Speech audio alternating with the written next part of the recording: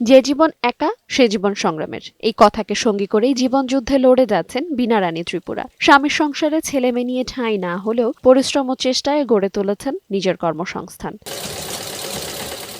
বীণা রানী সফল আত্মকর্মী নারী হিসেবে 2018 সালে পেয়েছেন রাষ্ট্রীয় সম্মাননা। তবে তার এই সফলতার গল্পের শুরুটা ছিল খুবই কঠিন। 16 বছর সংসার জীবনের বিচ্ছেদে তার জীবনে নেমে আসে অন্ধকার।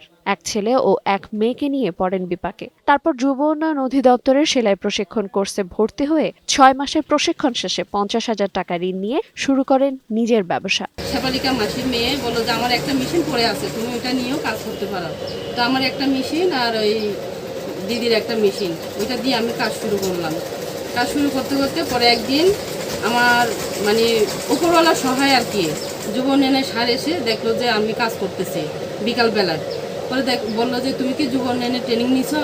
যে হ্যাঁ নিছি। তো খাগড়াছড়িতে প্রায় তোমার মতো মেয়ে তো এরকম কাজ করতে দেখি নাই, তুমি কি ঋণের জন্য আবেদন করছো? এই দোকানগুলো কি বাড়াতে চাও না? এরকম করে জিজ্ঞেস করলো। পরে আমি বললাম যে না স্যার, আমি গিয়েছিলাম কিন্তু ঋণ পাই নাই আমি। পরে স্যার বললো যে আমাকে ঠিক আছে, তুমি কালকে এসে সব কাগজপত্র নিয়ে আসো, আমি বলে দেবো। তারপর উনি নিজে গ্যারান্টার হয়ে, শাহরিয়া স্যার ছিল তখন যুব উন্নয়ন অধিদপ্তরের মহাপরিচালক, উনি এখন নারায়ণগঞ্জে বদলি হয়ে গেছে। উনি থাকাকালীন আমাকে মানে ঋণের ব্যবস্থা করে দিয়ে গেছে। এখন শুধু ব্যবসায়ী নয়, আত্মকর্মী বীণা রানী অবদান রাখছেন নারীর ক্ষমতায়ন ও সমাজ পরিবর্তনে। 2016 সাল থেকে এখন পর্যন্ত 40 জনের মতো নারীকে বিনামূল্যে শিখিয়েছেন সেলাইয়ের কাজ। বীণা দিদির কাজটা খুব ভালো, তাই আমি এখানে কাপড় সেলাই করে নিয়ে যাই। আমি ওর কাস্টমার, এর জন্য সবসময় আছি আমি এখানে।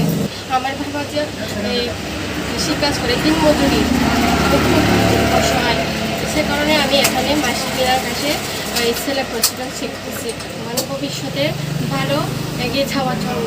মোটামুটি শিখে হয়েছে, এখন কিছু কিছু সহযোগিতা পাইতেছি, আমার একটু হেল্প হইতেছে, আমার মা বাবাকে আমি একটু সহযোগিতা করতেছি। বীণা রানীর সফলতা দেখে নারী উদ্যোক্তাদের জন্য অর্থ বিনিয়োগকারী প্রতিষ্ঠানগুলোর শর্ত আরও সহজীকরণ এবং কম সুদের ঋণের ব্যবস্থার দাবি সংশ্লিষ্টদের। নারীরা অবশ্যই কিছু কাজ করতে গেলে কিছু ঋণ নিতে হয়। এই ঋণ নেওয়ার জন্য ব্যাংকে যেতে হয়। ব্যাংকে গেলে হচ্ছে লোন নেওয়ার সময় নানান ধরনের প্রতিবন্ধকতার শিকার হয়। তাদেরকে কিন্তু বর্তমান সরকার সহজলভ্যে সহজ শর্তে লোন পাওয়ার জন্য একটা গ্যাজেট পাস হয়েছে আমার মনে হয়, যেটা আমি শুনেছি। কিন্তু তাদেরকে এইভাবে আসলে দিলে নারীরা এগিয়ে আসতে পারবে। খাগড়াছড়ি সদরের খাগড়াপুর গ্রামের বাসিন্দা বীণা রানী ত্রিপুরা। সেলাই প্রশিক্ষণ কেন্দ্রের ভবিষ্যৎ ঠিকানার জন্য সরকারিভাবে ভূমি সংস্থান চান তিনি। সময় সংবাদ, খাগড়াছড়ি।